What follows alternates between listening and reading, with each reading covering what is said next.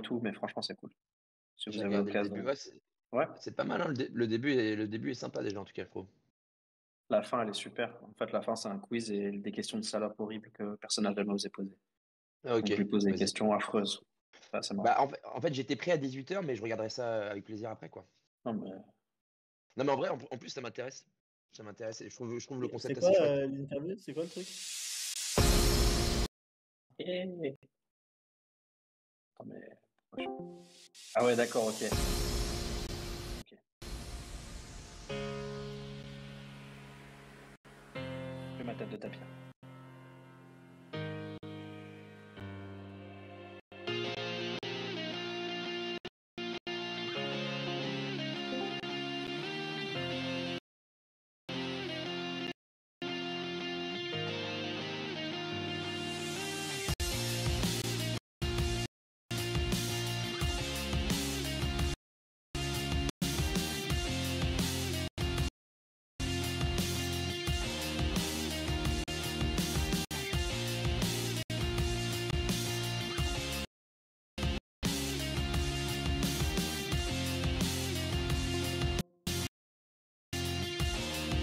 En tout cas, t'es à bonne école, l'heure, c'est l'heure, quoi.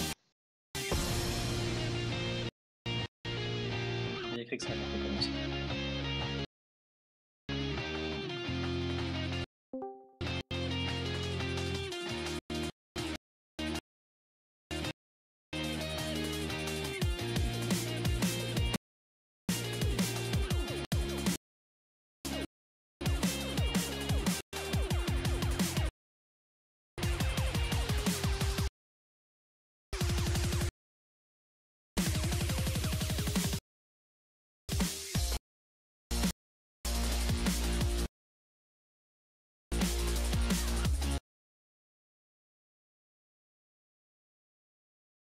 Superbe transition.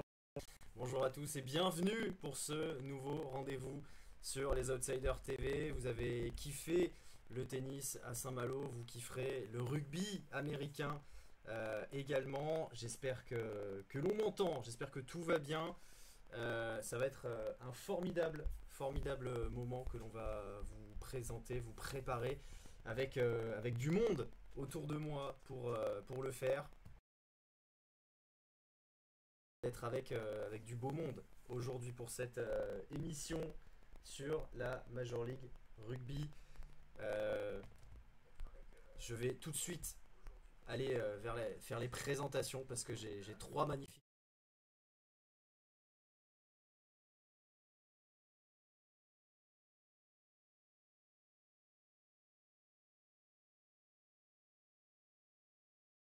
Salut Rémi, salut à Bonjour pour tous. voir. Bonjour, ici.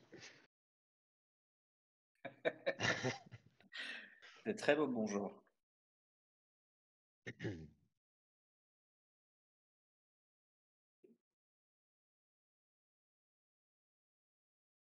Ah ouais, toujours le numéro 1. Dans l'ordre alphabétique. Dans l'ordre alphabétique, j'ai jamais perdu.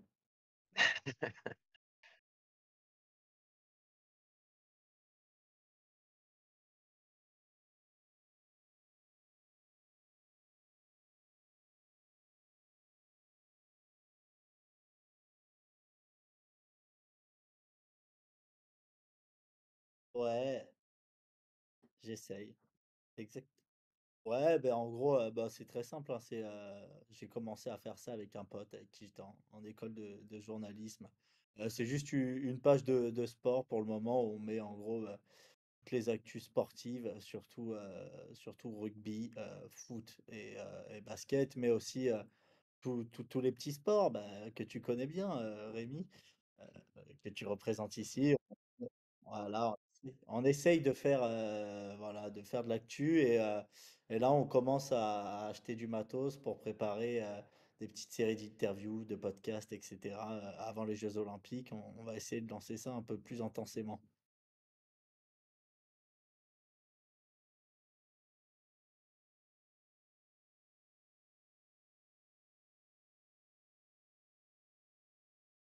Oui, j'ai le retour et on m'a viré, mais je suis ravi.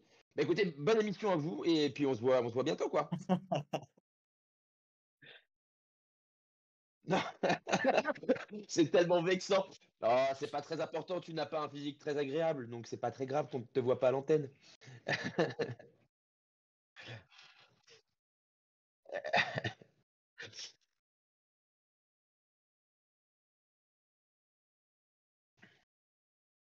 C'est ça.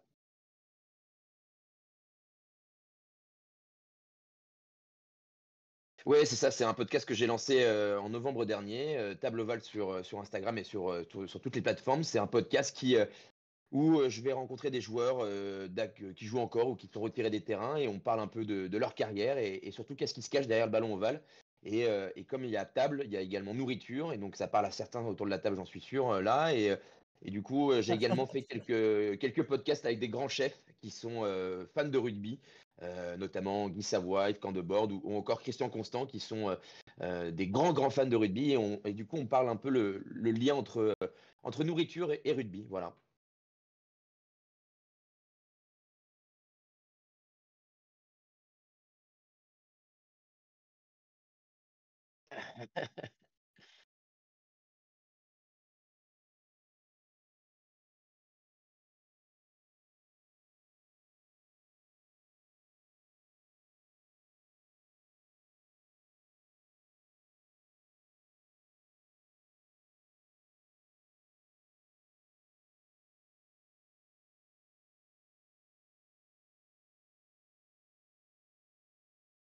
Bah ouais, je vais essayer de faire court. Mon actualité personnelle, c'est la sortie de ce livre, Les Seigneurs des Grands Tours, qui est sorti il y a à peu près un mois et qui est dédié, comme tu l'as dit, aux coureurs cyclistes qui ont remporté au moins une étape sur les 3 grands tours. Donc ça, c'est vraiment très personnel et c'est un projet qui m'a pris du temps et de l'énergie, mais qui est vraiment chouette. Et côté rugby, là, en revanche, je travaille pour Legendary Place, qui est une entreprise qui commercialise des vidéos et qui permet de les collectionner et de vous faire gagner des lots exceptionnels. Et puis, dans ce cadre-là, j'ai lancé une émission qui est disponible sur YouTube depuis aujourd'hui, depuis quelques minutes. Et ça, c'est plutôt chouette. Je vous invite à la voir. Une fois que vous aurez bien kiffé le rugby américain et que vous avez écouté le podcast de Cyprien, bah, vous venez faire un petit tour sur mes réseaux sociaux et puis vous verrez la dernière vidéo, enfin la première et la dernière en date, c'est avec Johan Huget qui raconte sa carrière de manière un peu plus intime que ce qu'on a l'habitude d'entendre et de voir. Ça va, t'as commencé avec un petit joueur en plus. Ouais, c'est cool. J'ai pris Johan Huget, je me suis dit, tiens, c'est sympa. Et puis les prochains, normalement, c'est Lénaïque Corson, parce que le rugby n'est pas que masculin. Et une surprise pour la troisième, je ne peux pas encore dire, mais c'est un joueur qui a été capitaine du 15 de France au moins une fois, qui a 60 sélections, qui a été champion de France, finaliste de la Coupe d'Europe. Un gros morceau encore. Voilà. C'est pas mal. C'est pas mal. Je suis en Oui. train d'attendre juste 30 secondes, messieurs, parce que je crois que l'on m'entend enfin. Ou pas. Mais c'est pas sûr. Est-ce que Alors, Anto DRD peut dire si on entend Rémi ou pas? C'est lui le juge de paix, quoi. C'est une sorte de responsable sonore. J'ai l'impression que ce c'est bon. serait, ce serait- J'ai l'impression que c'est bon. Oui. Ah, Voilà. Parce que, bon, en même temps, est-ce que c'est pas le mec le moins important qu'on n'entendait pas? Ça peut être un peu chiant quand même pour les lancements. aucune cohérence. Non. Oui, en effet, merci. Ah oui. Ah, mais que tu es drôle. Je vais un petit peu augmenter mon son. Allez, on est reparti. Bah, c'est les aléas du direct, évidemment. Et puis surtout, c'est la première. On est là pour. On tâtonne, évidemment.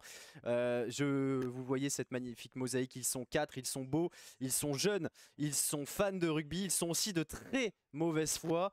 Et c'est avec vous, messieurs, que l'on va se tourner vers cette MLR. Alors la MLR, c'est le championnat américain de rugby. Pour ceux qui le savent éventuellement, peut-être certains le savent-ils.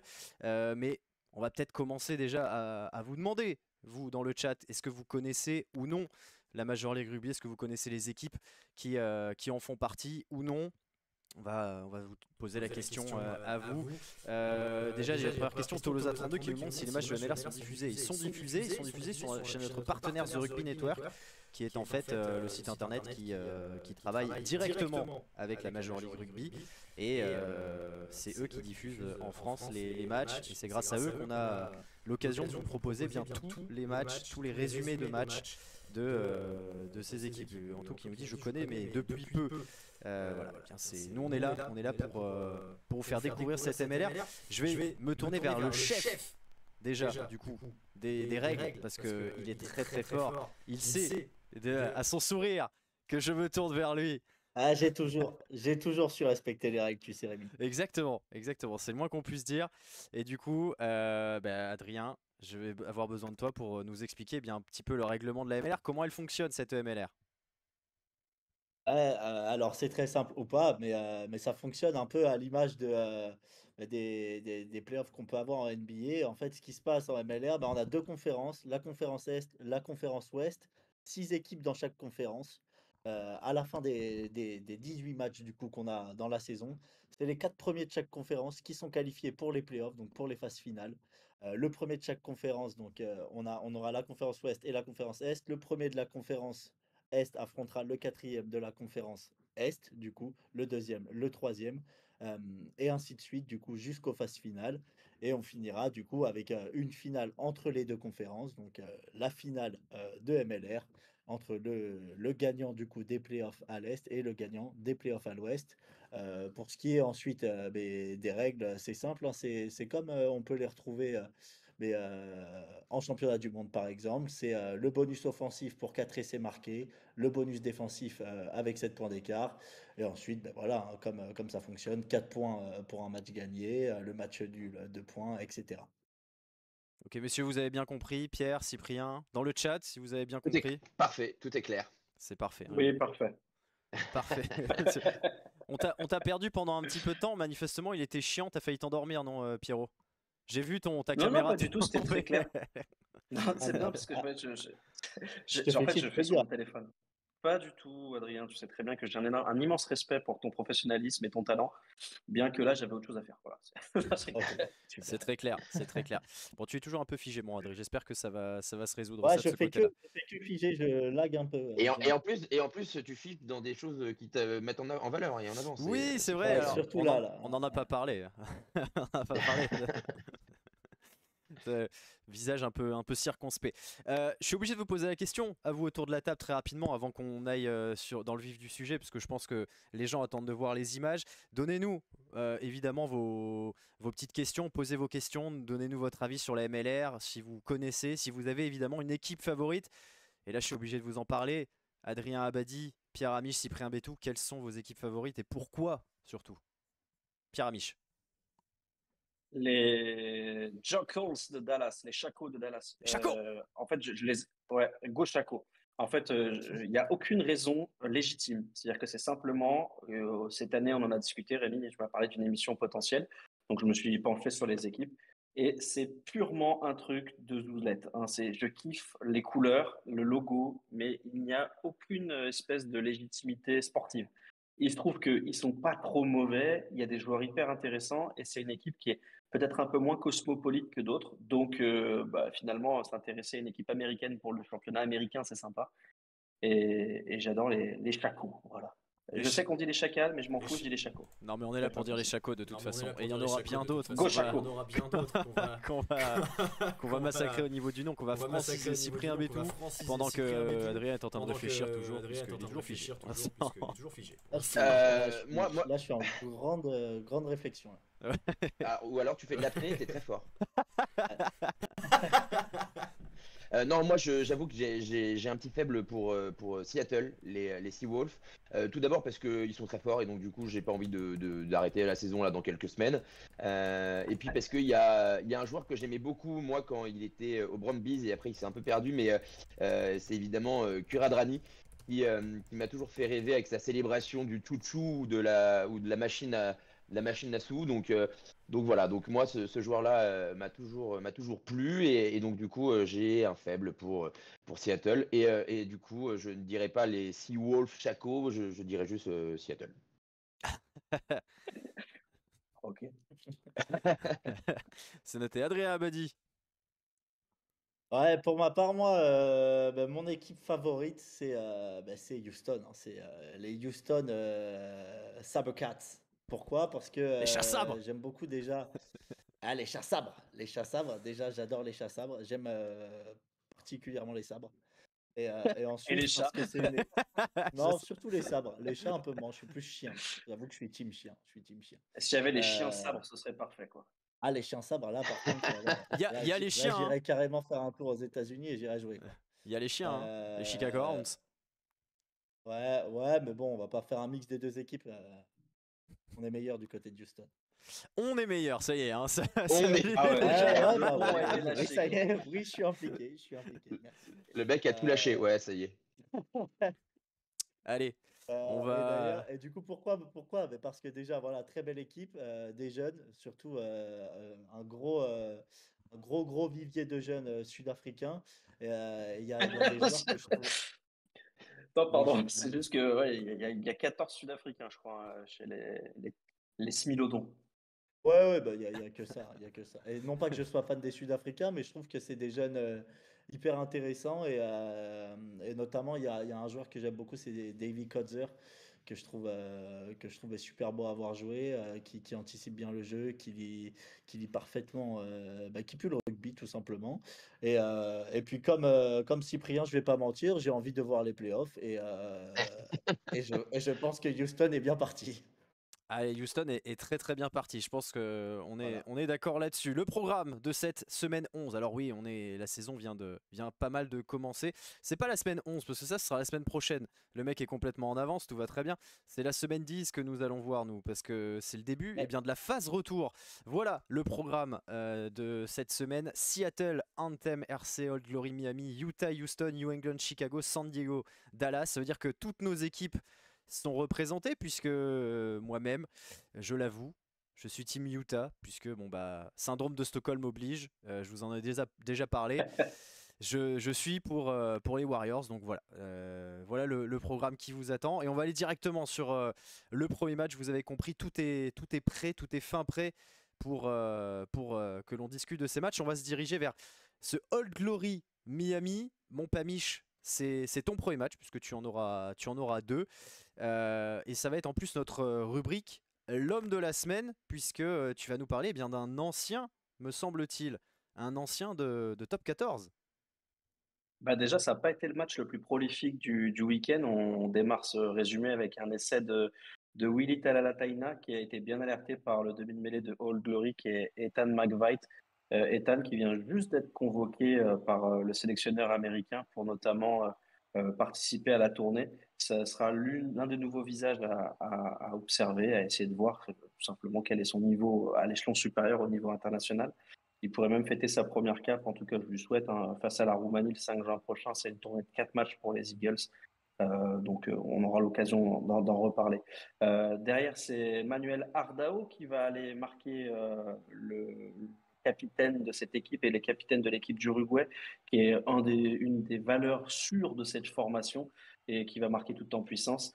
Et si en revanche, l'homme de la semaine, ça va être lui. Ça va être un homme qui est passé par Toulon, par Oyonnax, par Brive, par Périgueux. Il est arrivé aux États-Unis cette saison. C'est Axel Muller. C'est un cas assez spécial parce que il est argentin, hein, il est né à Mendoza, le percheron de Mendoza, mais il a grandi aux États-Unis, à Phoenix, dans le quartier de Ahwatukee. Donc, il est quasiment de retour chez lui, même s'il y a un petit peu de distance entre Phoenix et là où il joue. Mais c'était une véritable star du rugby à 7. Il a décidé de passer à 15 avec plus ou moins de réussite parce que le 7, ça remplit pas la marmite. C'est son quatrième essai là, avec All Glory, soit autant que sur les 45 derniers matchs avec Brive. Il est encore décisif sur ce dernier ballon, là où il gagne son duel, il va passer les bras. Ardao, malheureusement pour lui, se met à la faute. Pénalité de la gagne et victoire arrachée par Jason Robertson, c'est l'ancien de Bayonne et de Narbonne. Les Zimbabwéens qui va se payer un petit sprint assez rigolo là à la fin. Je ne sais Ah pas oui. trop si vous allez avoir une explication. Moi, ma théorie, c'est qu'il n'y a pas de sirène et qu'il n'est pas sûr du chrono. Donc, il préfère gagner 5 secondes de plus et courir en ballon mort. Mais c'est une image rare, hein. Je reconnais que c'est pas évident. On va la voir, Donc regardez, voilà c'est pour là, ouais. moi l'homme Ça l'homme de arrive. la. Ça- Ouais, bon. C'est c'est pas très élégant, c'est pas très glorieux. Mais c'est ma Non, mais théorie. Ça me fait penser un peu à la course de Elisal contre les All Blacks où il fait 25 mètres avant de taper En diago, comme un mulet. Ouais. en Mais diagonale, bon, ouais. là, c'est pas tout à fait le même contexte. Donc voilà pour La moi question, c'est pourquoi l'homme du pas week-end, dégager au pied, c'est. quoi. Ben, je pense que c'est une Mais question de chrono. Il n'y a pas la sirène dans le stade et qu'il n'est pas sûr Ah, moi, si on a la 80 et 79e 58 ou 83 secondes. ouais. Donc c'est ma théorie, je n'ai pas vérifié, je ne lui ai pas posé la Ah, question. on va partir ça- là-dessus. Je vois, là, que c'est la seule explication plausible aussi. T'as pas vérifié donc, c'est ça que tu es en train de nous dire, t'as pas fait ton taf. Avec le décalage horaire, j'ai pas osé appeler parce qu'il y a quand même 7 heures de moins. J'avais peur que ce soit un peu tôt quand j'ai préparé l'émission. C'est vrai que c'est Mais je le ferai, important. mais j'aurai une réponse pour la prochaine fois. Mais tu auras une réponse pour la prochaine fois, puisque tu es une personne qui fait bien ton travail. La Non, victoire pas du tout. d'Old Ça, Glory. moi. Ouais, victoire de Old Glory et l'homme du match, enfin l'homme de la semaine, si L'homme on de la veut, semaine, exactement. Axel Muller. Axel Muller, qui est, je pense que Adrien et Sip le connaissent aussi, hein, évidemment, c'est pas un inconnu, mais voilà, ça fait plaisir de le revoir à un top niveau pour son premier match avec sa nouvelle équipe. Il avait été Player of the Week du côté de la MLR. Là, c'est un très bon match. Il est décisif sur les deux moments forts et vu que c'est un match à très peu de points, bon voilà, ça me paraissait assez cohérent. Ouais, assez tu d'accord. l'as dit, Pierre, quand il jouait en championnat français, il n'était pas tout le temps flamboyant, mais il avait quand même quelques coups d'éclat qui étaient assez marquants, notamment avec Toulon sur la rade. Et donc, du coup, il avait quand même laissé un bon souvenir du côté des supporters toulonnais. C'était pas la constance, et puis il y avait de la concurrence à l'époque où il y était, qui était très, très solide. Mais malgré tout, c'était un bon joueur de groupe. C'est le mec, tu l'envoies, et tu sais qu'il répondra présent et il fera le taf, quoi. Donc c'était un joueur intéressant.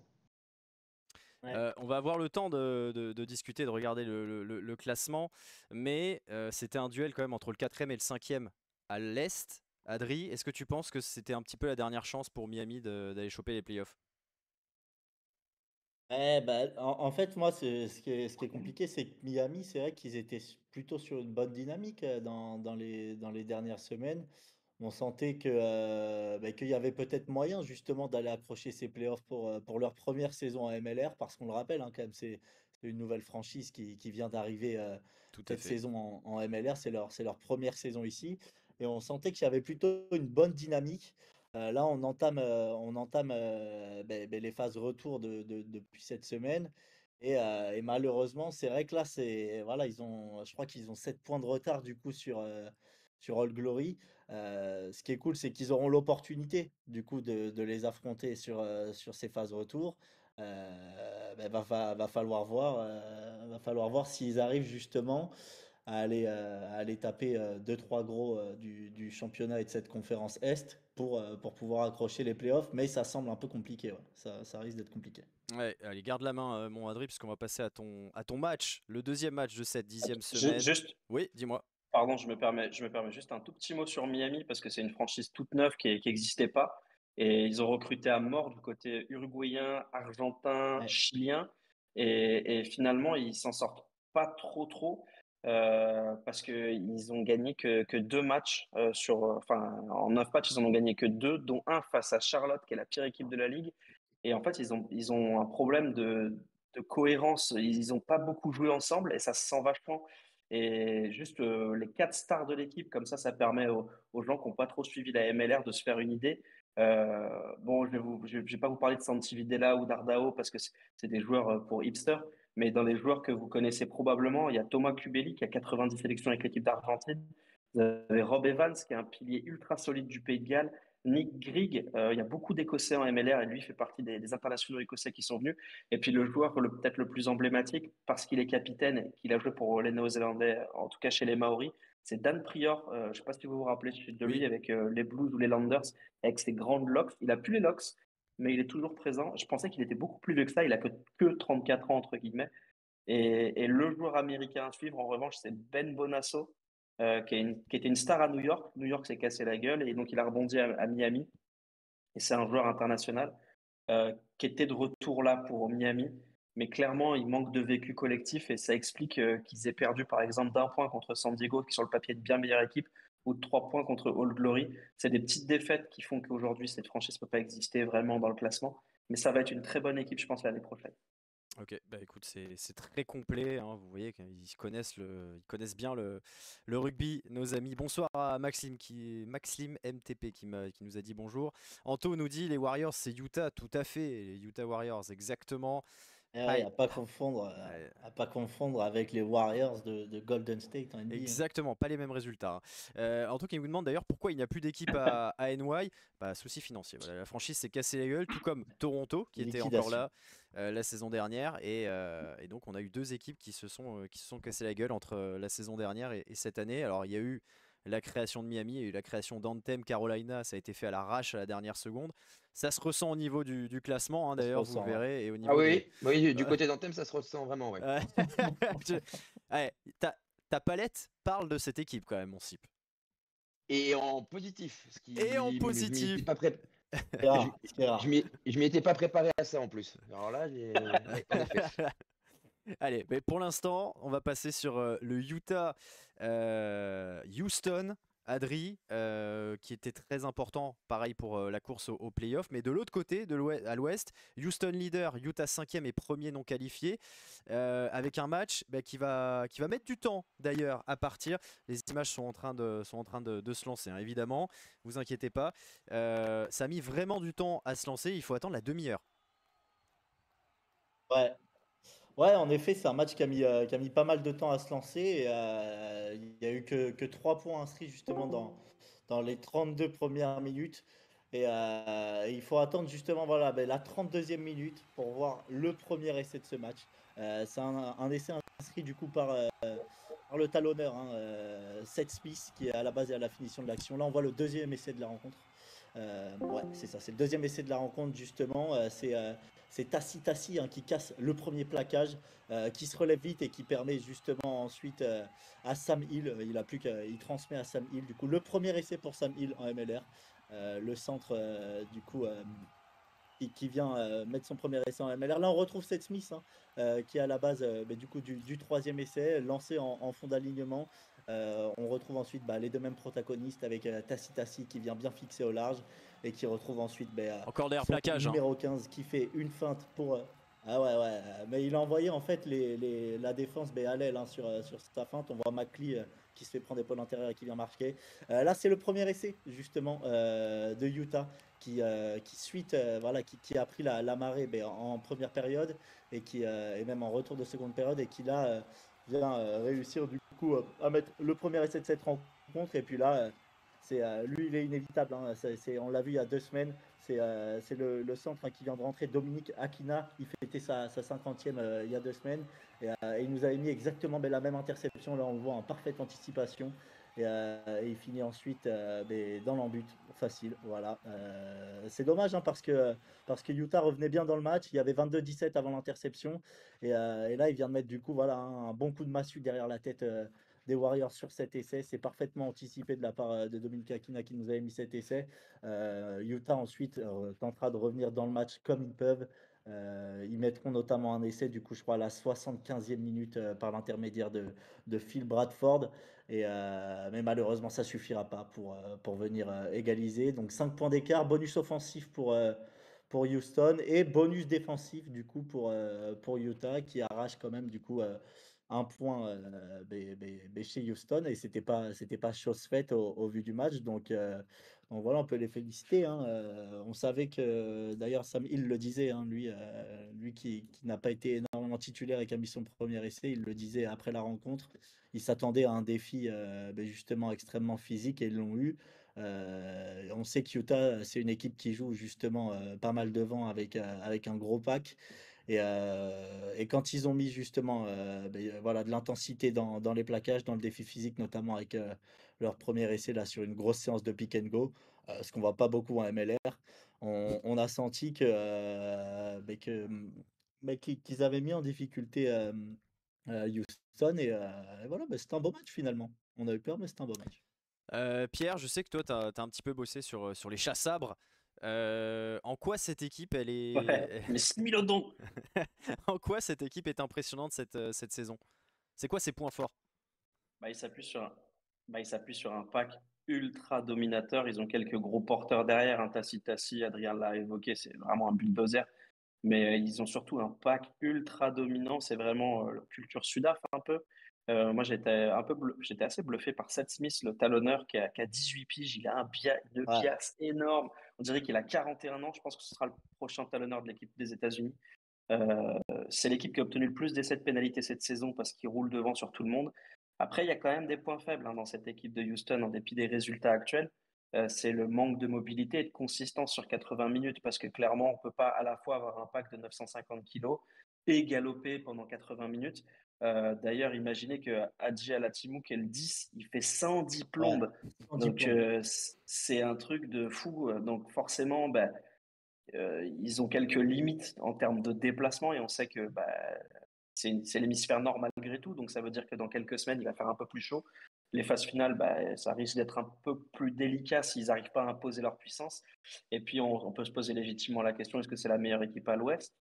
Je ne sais pas en fait, parce que comme San Diego avait fait tourner face à eux et que Seattle, ils ont sabordé leur match contre cette formation parce qu'ils ont pris 2 jaunes. Leur buteur, Mason, pardon, il a fait n'importe quoi, il laisse passer 15 points. On saura de manière un peu plus certaine ce que valent vraiment ces chats-sabres parce que les 3 derniers matchs de leur saison, c'est un enchaînement Seattle, San Diego et les Chacos. Et donc là, on saura vraiment si c'est top équipe ou s'ils sont pas un petit peu en sur-régime et qui bénéficient du calendrier en ce moment. Sip, je te vois hocher la tête. T'es un peu de l'avis de Pierrot? Il a tout dit. C'est en effet sur le papier actuellement, c'est une équipe qui est assez impressionnante. Après, c'est une équipe qui, en effet, va avoir du mal à se déplacer contre une équipe un peu joueuse. Il risque de le pêcher un peu si ça cavale un peu partout. Donc, en effet, le triptyque pour finir la phase de poule va être intéressante et surtout va pouvoir donner vraiment une idée sur ce que ça va donner après en play-off. Mais c'est une équipe qui reste à l'heure actuelle quand même dans les favoris. On va pas se mentir. Mais il y a quelques inquiétudes comme Seattle, quand on en reparlera un peu plus tard, qui est un point derrière Houston, mais qui montre quand même des faiblesses assez grandes, quoi. Donc ces équipes-là sont costauds parce qu'elles savent gagner les matchs, mais elles sont capables de se trouer aussi en quelques actions et en quelques minutes. C'est assez terrifiant. Ouais. Et moi juste pour Vas-y, Adrien. rebondir rapidement du coup sur ce que tu disais, Pierrot, c'est vrai que tu le sens et d'ailleurs tu parlais de Heidi Alaitamu, tu sens que dans les 15 dernières minutes, le mec il Ils est sont à totalement l'agonie. cramé. Ah ouais, il est Mm. totalement cramé et d'ailleurs tu le vois sur le dernier essai, de Utah, le mec il a les mains sur les genoux pour défendre quoi. Genre il fait semblant de mal lire la passe, mais le gars il est pas du tout pris à l'intérieur. En fait, il a juste les mains sur les genoux et il peut plus courir pour attraper pour attraper Bradford pardon qui va à l'essai quoi. On aime ça. On aime les mecs Donc qui c'est font vrai que ça semblant. pourra pêcher quand il fera plus chaud, etc. Ça peut être compliqué. Ok, eh bien, donc on a quand même quelques petits trucs à dire sur les chats-sabres, donc qui sont pourtant leaders de la conférence Ouest. On verra évidemment après tous les résultats, toutes les images, le classement de cette de conférence Ouest et de la conférence Est, bien évidemment. D'ailleurs, conférence Est, on va y repartir, messieurs dames, puisque bien, je laisse passer la pub tranquillement. Voilà, la pub normalement est terminée, donc on va pouvoir repartir. Je t'ai perdu, Adrien, à l'image, c'est bon, je t'ai retrouvé. Très heureux de. Ouais, c'était Laure Manodou qui m'a interrompu. Ouais, le pauvre. C'est des choses qui arrivent. On va partir justement à l'Est et du côté des leaders de la conférence Est, puisque New England accueillait Chicago dans son antre. J'ai plus du tout le nom du stade, c'est pas grave, j'ai essayé quelque chose de compliqué. Et ça va être, vous allez voir, un match d'arrière, puisque le premier essai, c'est suite à une touche. Voilà. Merci Mac Jones. Le deuxième essai, c'est suite à une touche. Voilà. La puissance, la vigueur, les États-Unis, quoi. Tout ce qu'on aime, tout simplement. Voilà, la puissance, merci. Attention, je vous mets mettre des ralentis parce que faut quand même le beau rugby. Voilà. Ça, c'est important. C'est une belle combinaison. On t'aime pas le rugby, ça. Non, mais voilà. Et puis, le troisième essai, parce que si vous aimez pas ça, allez vous faire voir, hein, parce que regardez, même les ailiers, même le demi de mêlée, ils y vont. Mate-moi ça. Et encore, heureusement, ils ont fait en sorte d'aplatir, sinon ils allaient derrière les tribunes. Là, quand même, on a un des beaux essais de la semaine avec Mac Jones, encore lui. J'en parlais, qui part sur l'aile en trompant tout le monde. Alors, j'aime beaucoup la poussette après, surtout. poussette de rage un petit peu. Et vous allez voir que donc Chicago qui va mener 20-8, Voilà. qui va prendre le. Ouais, et on est sur une belle poussette. Il a failli casser le genou d'un pauvre type. Il a failli lui faire les croisés. Il a failli lui faire les croisés, ouais. Il a failli lui faire les croisés. C'est terrible. complètement ça. C'est complètement ça. Et alors New England va réussir à revenir tant bien que mal grâce à. Alors j'ai oublié son nom. Paola Balakula. Regarde la puissance. Voilà, pas besoin d'éviter l'adversaire. Hein. Suffit juste de foncer dedans. Terminado. Il n'y a pas d'en avant là. Non, il n'y a pas d'en avant. Et puis la dernière action de ce match. Vous voyez, c'est moins 6 points. Et là, c'est une belle action qui est travaillée avec les arrières. Et puis, bam! Voilà, on défend à 47. On casse tout. Et puis terminé, ça permet de bien défendre. Terminé, 26-20 donc pour Chicago qui réalise l'exploit de cette semaine, je pense. 4 victoires de rang. Seattle fait aussi bien, mais Chicago, c'est quand même pas une équipe favorite. Chicago, pour vous donner une idée, pour ceux qui découvrent la MLR, c'était 5e la saison dernière de la conférence Ouest. Alors, de par le déplacement d'Atlanta vers Los Angeles, ils sont passés à l'Est. Est-ce que, du coup, Cyprien, je me tourne vers toi, est-ce que ça prouve que Chicago a progressé ou est-ce que ça prouve que l'Est, c'est pas si fort que ça? Un peu les deux. Je vais faire une réponse de Normand. Hein. Bravo. Je pense que l'Est est un peu plus faible et je pense que surtout Chicago a du vécu. Pierre en parlait tout à l'heure pour Miami. Le vécu ensemble compte beaucoup et donc Chicago est en train de l'avoir avec leur même groupe. Là, il y a la série de victoires qui est aussi forcément dans la tête. Ça aide les mecs à être en confiance et à gagner des matchs. Et être solidaire, voilà, la dernière action le prouve. Quand tu as 4 mecs qui se jettent sur le porteur de balle pour éviter l'essai, ça montre que les mecs ont envie. Juste avant que les 4 mecs se jettent, il y avait le pilier remplaçant là, qui avait voulu décocher la tête du mec avec l'épaule en avant. Donc voilà, Chicago, je pense que Chicago a progressé. Je pense que l'Est, c'est un peu plus faible. Et je pense que surtout Chicago est dans une dynamique positive. Et les dynamiques positives, c'est toujours intéressant. Et il faut toujours se méfier. Si on fait un parallèle rapide avec la NBA, parfois l'équipe la plus forte, c'est pas toujours elle qui gagne. Parce que les dynamiques jouent énormément dans le sport. Et on en sait quelque chose. Ce qui est fou, c'est que Chicago jouait sans ces 2 grosses stars sur le papier, qui sont Zurabis Vania, ancien pilier du Stade français, et Dave Kearney, qui a joué à l'aile en équipe d'Irlande. Et malgré ça, Chicago est sur une super dynamique, malgré l'absence de quelques cadres, entre guillemets, même si bon, on n'est jamais irremplaçable. Et dans ce 15 de départ, finalement, le mec qu'on connaît le mieux, c'est Patty Ryan, le pilier droit. Donc c'est dire si c'est pas vraiment une équipe flashy sur le papier. Équipe de besogneux. Ouais. Et en face, il y avait Martin Singren, tu sais, le capitaine de l'équipe du Chili, qui était le premier joueur chilien à évoluer en Europe et qui est reparti aux États-Unis. Et si vous avez l'occasion de regarder des matchs de ce joueur-là, c'est incroyable. Le mec, il est pas, c'est comme Ardao, tu vois, c'est pas un colosse et tout, mais il a une énergie. Quel kiff de voir jouer des gars comme ça et jouer avec le cœur tout le temps, quoi. C'est trop cool. Ça, c'est hyper intéressant à entendre. New England qui jouait sans son meilleur marqueur d'essai, un Rhys McDonald qui s'est flingué l'épaule la semaine dernière contre, j'ai plus du tout contre qui, mais qui s'était flingué l'épaule la semaine dernière, qui n'était pas là. Bienvenue à Nick Douille qui nous suit et Maclix qui nous dit la ligne de touche meilleur défenseur. C'est vrai que quand t'es en coin, il n'y a pas, hein, plutôt que de plaquer le mec, tu le pousses dehors et puis terminado. Hein. Adri, je suis sûr que t'as déjà fait ça. Ah ouais, moi je le faisais souvent. Après, moi j'étais arrière aussi et ailier quand je joue au rugby, donc c'est vrai que on se servait beaucoup de la ligne de touche et des postes où en effet c'est le meilleur défenseur. Hein. Puis quand on n'aime pas trop se faire mal à l'épaule, c'est pas mal. Oui, c'est quand même plus cool de faire pouf que d'essayer de. Oui, on comprend l'idée. Ah, surtout que quand t'es à l'arrière, généralement tu prends les mecs lancés, quoi. Donc ça fait chier. C'est le cœur qui parle là. J'aime bien ça fait chier. Ah, ça fait chier. Ah, mais j'aime pas. Ah, mais ça, j'aime pas. Bon, Cyprien. Et en plus, si tu te trouves à ce moment-là, c'est visible. C'est ça qui est oui, t'as le pas plus le choix. dramatique pour ces. Ouais, c'est comme le poste de gardien en foot, quoi. C'est ça. Ingrat. C'est à moi, c'est ça? C'est à toi, puisque on va peut-être un petit peu contextualiser. Seattle est deuxième à l'Ouest. Anthem, on l'a dit, c'est la plus mauvaise équipe Catastrophique. de cette MLR. Catastrophique est le terme lâché.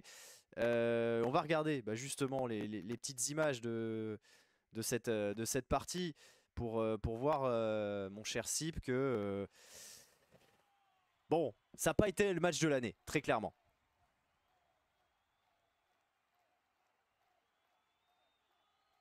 Ouais, et en fait, euh, euh,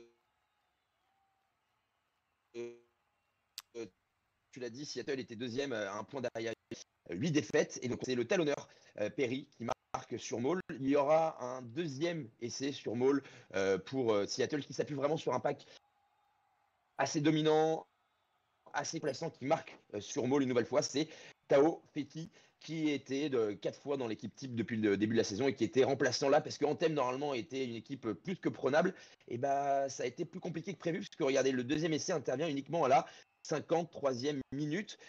Et derrière, par contre, en 10 minutes, Seattle a plié le match avec cet essai du demi d'ouverture. Windsor sur un coup de pied par-dessus du 10 remplaçant en position de 15. Windsor récupère, trébuche un peu, mais va jusqu'à l'embut marquer ce troisième essai. Et puis ensuite, le dernier essai va arriver avec un bon travail de Kuradrani. On en a parlé un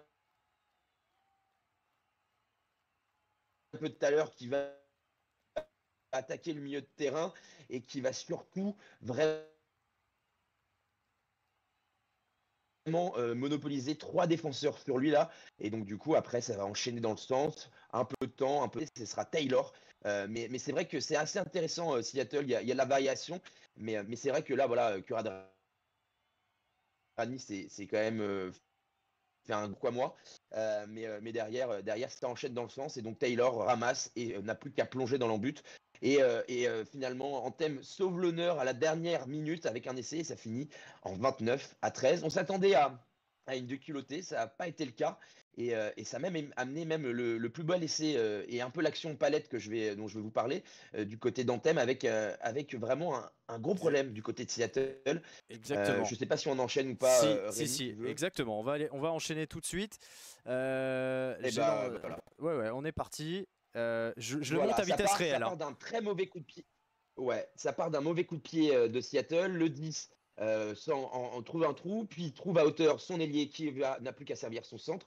Mais si on regarde vraiment au ralenti, l'ailier de Seattle, voilà, c'est exactement ça, Pierre, t'as tout dit. En gros, le coup de pied de l'ailier, il est dans ses 22, il ne trouve pas la touche, il monte pas bien. Ensuite, c'est le centre qui fait une très, très mauvaise montée défensive. Ça commence, c'est Lopetegui qui monte en pointe, qui connecte pas du tout avec sa ligne défensive. Derrière, t'obliges le 9 à revenir en côté, et puis tu as le 10 Windsor qui plaque pas vraiment un 2, il fait pas confiance à son gars, et donc du coup ça monopolise. Et puis moi, ce qui me tue, c'est surtout le retour défensif de Prior et de Kuradrani. Tu as l'impression qu'ils sont en petit footing, ça fait 3 mois qu'ils n'ont pas fait de sport et c'est leur première sortie, quoi. Les mecs regardent ça de façon très très passive. Euh, Par contre, c'est plutôt bien joué de la part d'Anthem. Paf, le crochet, on décroche vite le crochet, on accélère, on trouve le trou, on trouve à hauteur, et surtout ça converge bien dès que ça franchit.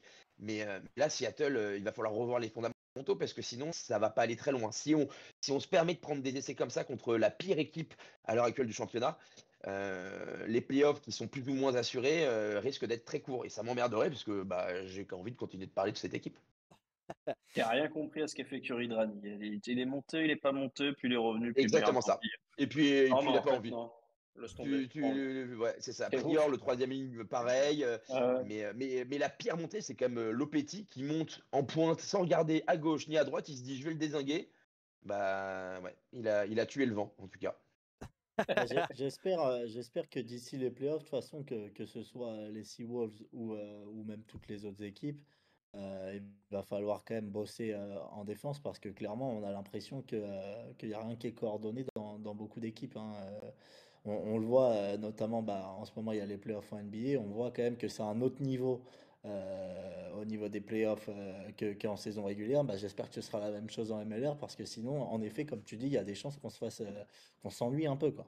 Ah, Ou c'est On alors, s'ennuie un peu, et surtout, ça va ouais, devenir un surtout match un peu qu'on. universitaire, quoi. Ça va devenir un match Voilà, c'est ça. universitaire C'est ça. à 60 à 50. Ok, mais on aime bien aussi les choses bien construites avec une défense qui a du sens. Là, tu as l'impression que c'est chacun pour sa peau et ouais, non, ça a aucun intérêt, quoi. C'est un petit peu le problème de la MLR. Ceux qui connaissent, qui ont déjà vu des matchs, quels qu'ils soient, s'en sont rendus compte. Ceux qui maîtrisent moins, peut-être un peu moins. C'est vrai que les défenses sont pas au rendez-vous. C'est du hurrah rugby au sens où on peut prendre la balle et traverser le terrain sans trop de problèmes parce qu'il y a quand même beaucoup de air plaquage. Pierre, c'est pour toi, est-ce que c'est le développement normal d'un championnat ou il y a c'est quand même c'est un peu plus que ça parce qu'on est aux États-Unis et le show c'est important, etc. Oh, mais il y a une convergence de tas de facteurs. Tu l'as dit, le fait que s'il n'y a pas d'essai et qu'on fait que des chandelles et de la bagarre, les stades vont pas se remplir. Il y a aussi le fait que c'est souvent des équipes qui naissent et qui disparaissent assez vite. Il y a peu de culture commune, et donc les repères collectifs, ils sont assez faibles. On sait que ce qui est le plus facile à mettre en place, c'est les systèmes défensifs, parce qu'un système offensif, ça demande du temps, de la précision, tout ça. Mais en fait, là, c'est un amalgame de talents individuels. Donc, c'est plus facile de jouer au rugby de manière simple. Et c'est pour ça qu'on voit beaucoup de touches qui sont pas déviées, mais on part en groupe pénétrant parce que ça nécessite moins d'investissement en termes de temps pour réussir à se calibrer là-dessus. Après, moi, ça me dérange pas spécialement, tu vois. Oui, d'accord, les défenses, elles sont pas ouf, mais en fait, moi, je m'en cire, hein. C'est-à-dire que si je veux voir des matchs cadenassés, je regarde le top 14. Là, c'est chouette de voir un rugby un peu exotique, un peu différent. Et puis après, il y a un dernier facteur, c'est que les stades, ils sont un peu spéciaux aussi. C'est-à-dire que c'est des terrains aux dimensions un peu étranges. C'est souvent des terrains de foot US qui sont reconvertis. Il y a des fois, on va pas vous montrer les images, ça pique les yeux, mais il y a des fois où carrément c'est le marquage au sol NFL, c'est affreux. Donc peut-être que ça a une incidence sur la manière dont ils jouent, dont ils se placent, dont ils défendent. En tout cas, ce qui est sûr, c'est que il y a beaucoup de toucher de main et ça, bon, c'est pas très vendeur. Mais moi, honnêtement, je préfère voir un match avec 80 points et des défenses de merde que voir des 13 à 10 avec des chandelles, tu vois. Voilà, mais c'est perso. En tout Adri, cas, Ouais, pour ce championnat-là, quoi. Adri, ton ouais. avis là-dessus Ah, je sais pas. Ouais, moi, on a vu je suis des terrains d'accord là déjà. sur la plupart des choses. Ouais, On a vu des terrains là, excuse-moi, dis-moi. Seattle, non, excuse-moi, au niveau de l'éclairage et au niveau du terrain, c'était infâme, on voit rien. C'est horrible. Ah bah, on voit pas les lignes, hein. On Ah voit non pas les mais lignes d'en but. T'as l'impression que tu joues sur un terrain de foot. Enfin, c'est limite. Je crois en fait que les lignes d'en but étaient en rouge. je Et je vous vais remets pas vous mentir, moi je suis l'image. dyschromate. Je suis dyschromate et donc N'invente le pas des vert et le mots. rouge, je fais pas bien la différence. Si, dyschromate, ça existe. Écoute, si tu veux, C'est, en fait, c'est daltonien, mais avec des pour mots le vocabulaire. scientifiques. Voilà. Non, en fait, c'est pas daltonien. Parce que tout le monde me dit, ouais, t'es daltonien. Je suis pas daltonien, je suis Si, si. Non, dyschromate. non, mais Ok. on est d'accord que là, Non, mais la là, ligne d'en but, le on la voit marquage, pas. c'est des marquages de foot. On voit pas la ligne d'en Non, on but, la Voilà. voit on pas. est Oui, mais d'accord. c'est. C'est Bon, un, là, c'est un elle Il y est a truc le, de jaune. fou. il y a Elle le est point, jaune. T'as la il y a le point de surface. corner, le drapeau du fond, là, quand le mec aplatit, c'est pas le même drapeau que sur le début de l'embut. Donc déjà, il y a une cohérence qui est quand même assez dingue. Non, non, mais pour revenir à ce que disait Pierre, je suis d'accord. Moi, je demande pas à ce qu'il y ait bagarre et chandelle, mais un minimum de cohérence. Quand tu Ouais. vois un mec qui s'assassine, qui veut aller tuer le vent tout seul, moi, je lui demande pas de tuer des mecs à tout va et que ce soit un jeu fermé, mais que sur un coup de pied, il y ait un minimum de cohérence d'équipe à monter en ligne. Ah, de toute façon, après, les mecs, comme tu disais, Pierre, il y a tellement de touches les deux mains que de toute façon, ça va percer. Mais au moins que visuellement, tu as la sensation que les mecs sont pas un peu chacun pour sa peau et qui se connaissent pas vraiment, quoi. Moi, c'est en tout cas quand j'ai vu certains matchs et certaines images de match, je me suis dit, mais franchement, c'est pas vendeur, quoi. Pas vendeur. Après, il y a quand même aussi Oui. un truc très bête, c'est qu'il y a des très gros gabarits. Et donc, je pense qu'il y a aussi des mecs, sans dire qu'ils ont peur, tu vois, c'est pas vrai, c'est des rugbyman professionnels quand même pour la plupart. Mais déjà, ils sont pas tous à 100%. Il y Ouais, a bien des sûr. joueurs qui n'ont pas des contrats professionnels à 100%. Et puis, quand tu prends un tongien de 120 kilos 3 fois dans le match, bon, la quatrième fois, quand tu vois que tes petits potes, ils font pas forcément l'effort, tu dis, bon, allez, trop court. Allez, merde, ah non, il est passé. Mais louper un plaquage, moi, là-dessus, honnêtement, c'est pas moi qui vais jeter la pierre parce que alors, c'est plus des plaquages réussis qu'il faut compter avec moi que des plaquages ratés. Mais ce que je veux dire, c'est que au moins tu t'intègres dans le projet de jeu où tu fais l'effort de de monter avec en ligne comme comme on fait partout, quoi. Moi, là, c'est là, d'Anthem. Et c'est très bien joué de la part d'Anthem. Mais moi, ce qui m'a choqué au premier abord, c'est la montée catastrophique de Seattle. Après, ils peuvent bien monter et Anthem peut quand même marquer. Moi, j'applaudirais encore plus Anthem que je n'ai envie d'applaudir actuellement. C'est noté. On dit bonjour à Ben Smile, on dit bonjour à The Mookie qui sont là, qui viennent d'arriver dans le chat. La petite question, on va y répondre, c'est important parce on est au bon endroit, c'est la première émission sur la MLR. Quelle est la culture rugby aux US SIP? Je me retourne encore vers toi. Les gars, évidemment, n'hésitez pas à intervenir. Quelle est la culture rugby aujourd'hui aux États-Unis? Faible, plus que faible. Plus que faible, t'as des sports qui sont plus que des mythes et plus qu'importants là-bas. T'as la NBA évidemment avec le basket, t'as le football américain qui est le sport le plus important, t'as le baseball, t'as le hockey sur glace. Et tu as même le foot qui passe avant le rugby. Non, le rugby, c'est en cours de démocratisation. Et puis, c'est important pour les États-Unis parce qu'il y a une Coupe du Monde Eh oui, qui va bientôt arriver aux États-Unis. Donc, du coup, il va falloir qu'il y ait un intérêt qui monte. Donc, ça prend de plus en plus. C'est en faisant venir des anciennes gloires du rugby de l'hémisphère sud ou européen qu'on peut attirer du monde et qu'on peut attirer une visibilité. Mais en tout cas, l'intérêt dans les médias et l'intérêt aux États-Unis au niveau du rugby, je pense que je ne vais pas dire une bêtise si je dis qu'elle est quasiment inexistante. Il y a juste un bastion, peut-être qui est un peu différent, c'est Chicago, parce qu'il y a une immense diaspora irlandaise. Donc, chaque fois que l'équipe d'Irlande ou l'équipe de Nouvelle-Zélande fait des déplacements aux States, c'est souvent à Chicago et ça marche bien. Ils remplissent des stades énormes, mais parce que c'est un événement très différent. Parce que c'est ponctuel. Cyprien... Ouais, exactement. Et Cyprien le disait, je pense même que le ah lacrosse oui, est clairement. devant le rugby aux États-Unis Ah oui. aujourd'hui. Donc voilà, alors que le rugby, il y a une seule nuance, c'est que le rugby à 7 aux États-Unis est Cartonne, bien ouais. plus Mais important comment on que le l'explique rugby à ça 15 d'ailleurs? parce qu'il faut moins de moyens pour le développer. Il suffit de trouver 12 gars de bon niveau pour être au niveau international, alors qu'une équipe de rugby, déjà, si tu n'as pas 30 bonhommes de niveau international, tu n'existes pas. Donc forcément, c'est pas tout à fait la même chose. Et puis il y Et a puis, tu as l'aspect besoin de athlétique. sprinters. Tu as besoin de sprinters. Et aux États-Unis, il y a quand même une vraie C'est passion ce que j'allais dire. pour l'athlétisme. Et donc, du coup, forcément, tu prends un mec qui court vite, tu lui demandes d'attraper juste le ballon et de rien de faire plus et d'aller tout droit le plus vite possible. Charlie Nile. Bah, exactement. Ouais, Tu as tout dit. puis au-delà de ça, c'est ce qu'on disait tout à l'heure, c'est quelque chose qui correspond, le set, complètement à la culture américaine, quoi. C'est-à-dire que ça va vite, ça joue dans les espaces libres, ça va à 2000. Voilà quoi, enfin, on met pas en avant les défenses quoi. C'est pas la défense qui est mise en avant, Non. c'est l'attaque et Hmm. c'est ce qu'on aime aux États-Unis, donc forcément ça se développe aussi plus facilement. Mais je serais curieux de voir Perry Baker, par exemple, à 15, parce que à 7, il est tellement fort que tu as envie de le voir basculer. Juste imaginer ce que ça pourrait donner. Et après, les États-Unis, aujourd'hui, c'est pas une nation forte du rugby. D'ailleurs, leur qualification n'est pas toujours acquise, mais c'est une équipe qui est toujours présente. Donc, au niveau culturel, c'est pas énorme. Au niveau sportif, c'est pas ridicule. Mhm. C'est Ouais. assez clair. Vous êtes bien bons, messieurs. J'aime beaucoup. Reste chaud, mon petit Pamiche, parce que c'est l'heure de ton deuxième match, parce que tu as plus travaillé que tout le monde. On aura le temps d'en débriefer. Bien The sûr. Mookie nous dit, c'est peu, Parce mais qu'il comme est ils plus sont payé que tout le monde. 350 000, il est Deux payé fois deux fois comme toi. plus que toi. C'est ça, voire trois. Ça dépend on discutera après, Pierrot. Ils sont 350 millions, En nous goutte, dit The ça se Mookie. négocie en goûter, en goûter. Je te Euh, ruine. Ah oui.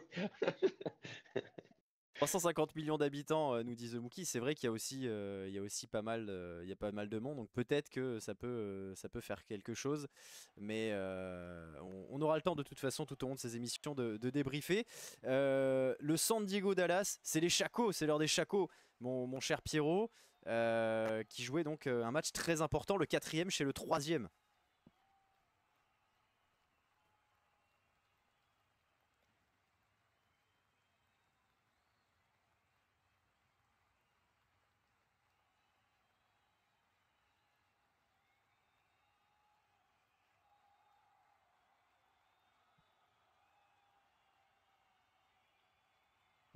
Ouais, on ne t'entend pas, mon cher Pierrot. On va repartir. C'est pas Eh grave. ouais, mes petits chacos. Déjà, on va dire les termes. On va repartir de Le zéro. match hein, aller t'inquiète. Hop. entre San Diego et Dallas. Donc, je suis ravi d'être à Dallas, où c'est très beau. Ensuite, Dallas, ça va bien.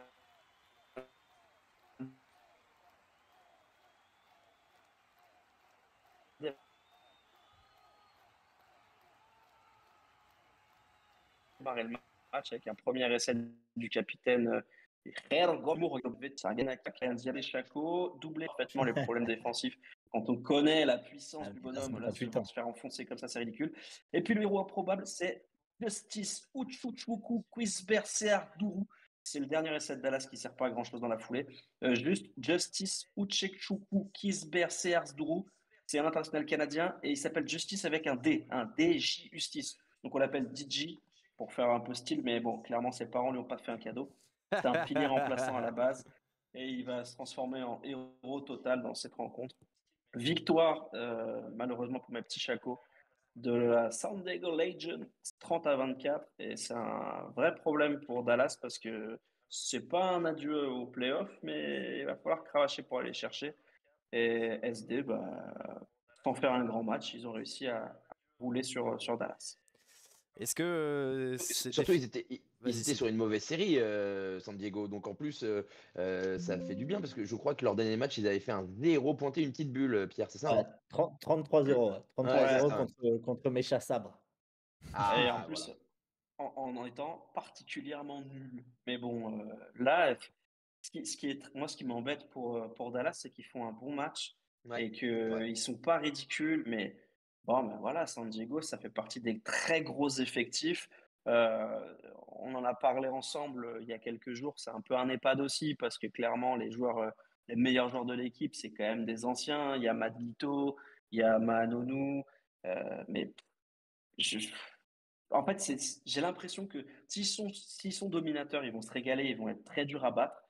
Mais s'ils sont un peu pris devant, ils n'ont pas envie de se faire mal et donc ça va pas beaucoup, ça va pas faire de miracle. J'ai du mal à imaginer San Diego très fort cette année.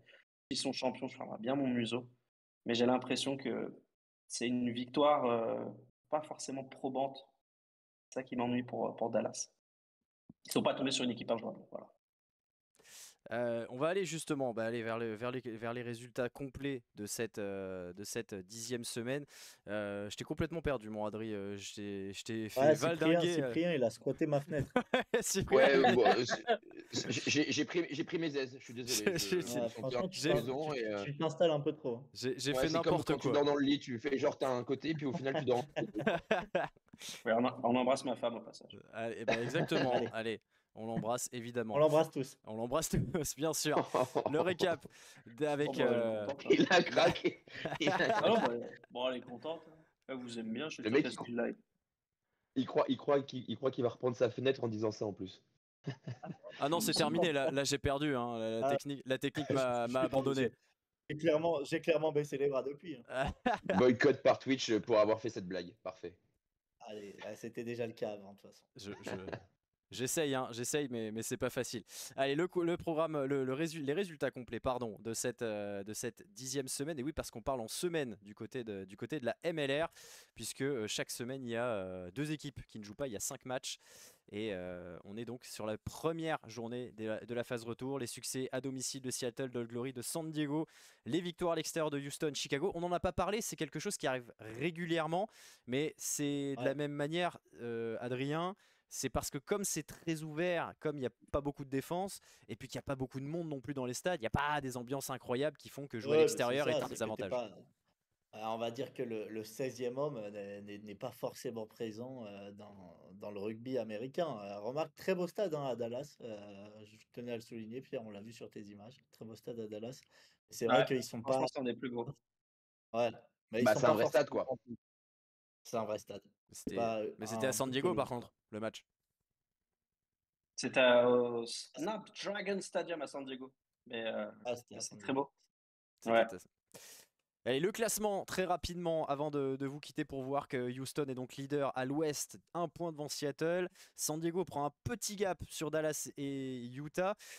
Est-ce que San Diego a assuré la 3e place, Cyprien, ou Dallas et Utah sont quand même encore trop proches?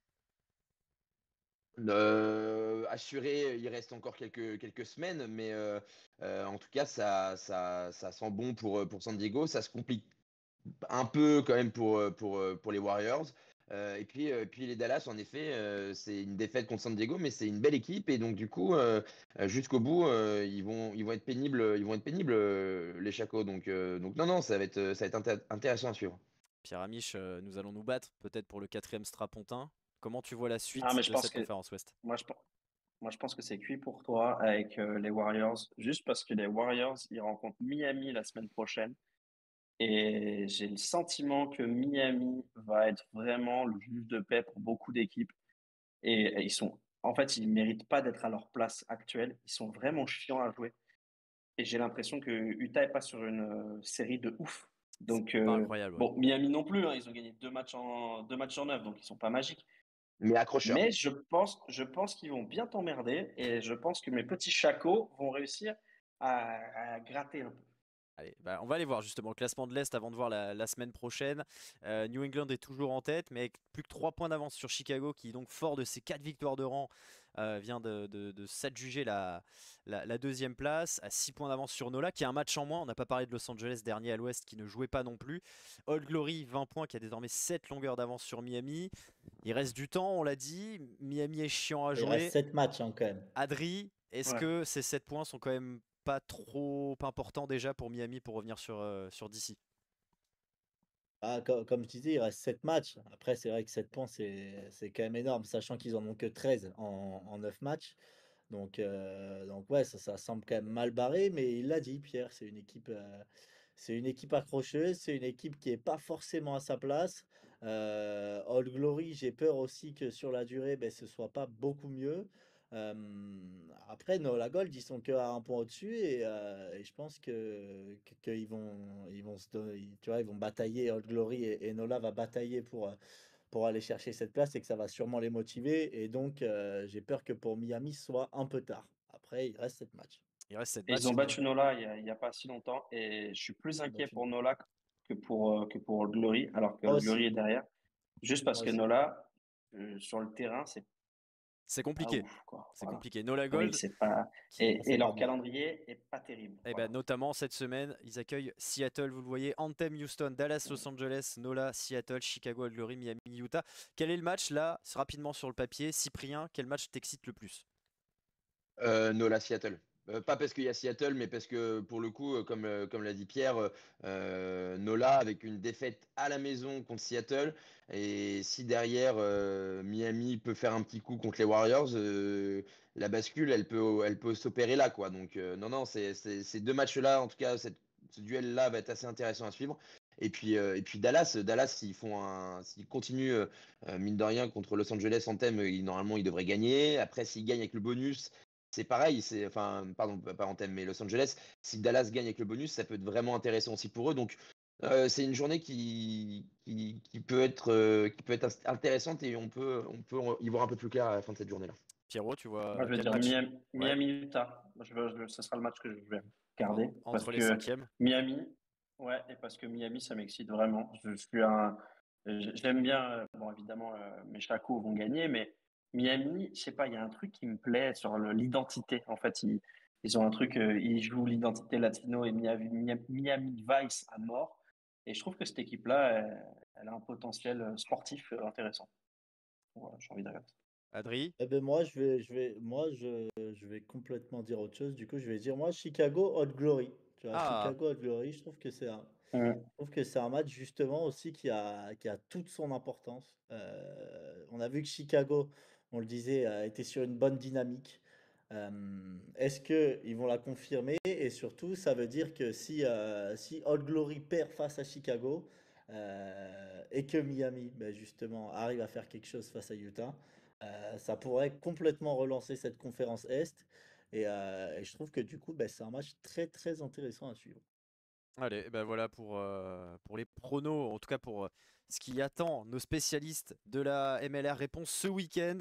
Je rappelle, les rencontres sont à suivre en direct et gratuitement sur The Rugby Network. Ça appartient à la MLR. C'est grâce à eux qu'on a le droit de pouvoir vous proposer ce magazine. Toutes les semaines, on sera de retour mardi prochain. On débriefera justement cette 11e semaine avec tout ce qu'il faut voir, toutes les images.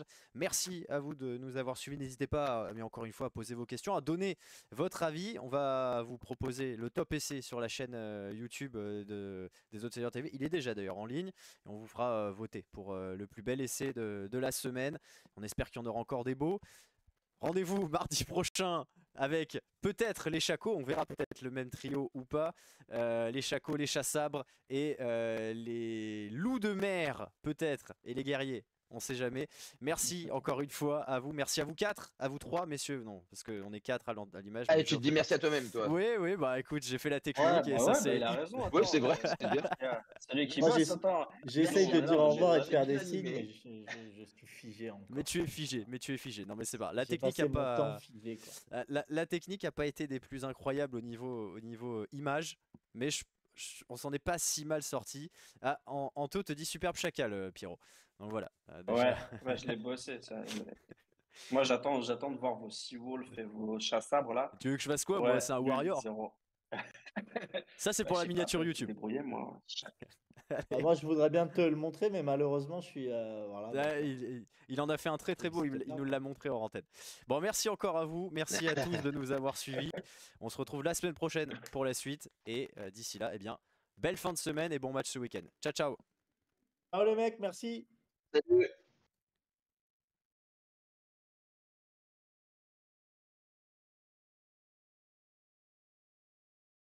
Oh, bah, c'était super.